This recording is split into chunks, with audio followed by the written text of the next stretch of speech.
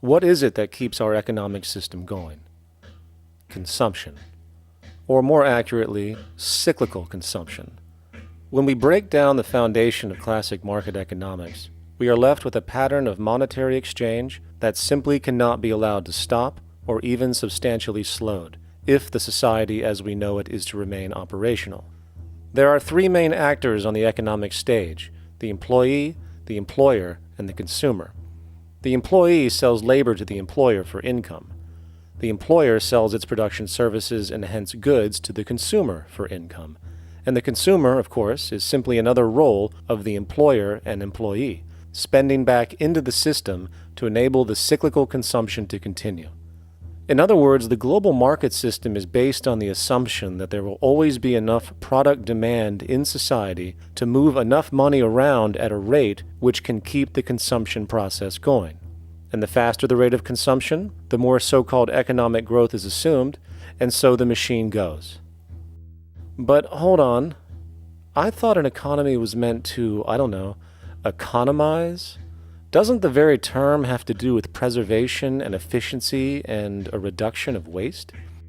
So how does our system, which demands consumption and the more the better, efficiently preserve or economize at all?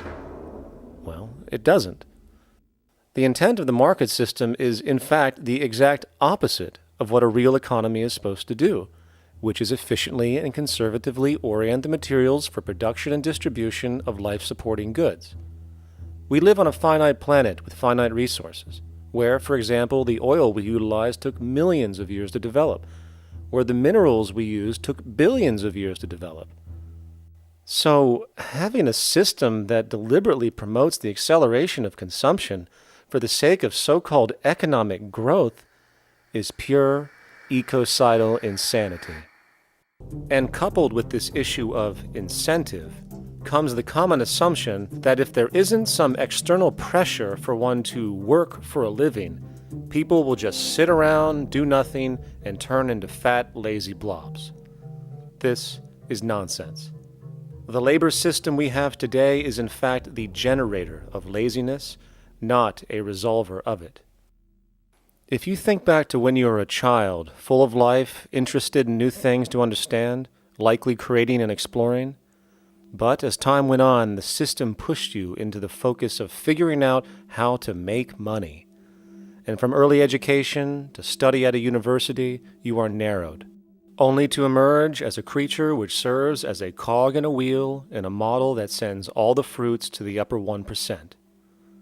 Scientific studies have now shown that people are, in fact, not motivated by monetary reward when it comes to ingenuity and creation.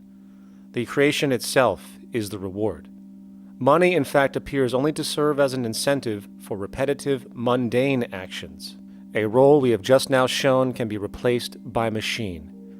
So when it comes to innovation, the actual use of the human mind, the monetary incentive has proven to be a hindrance, interfering and detracting from creative thought.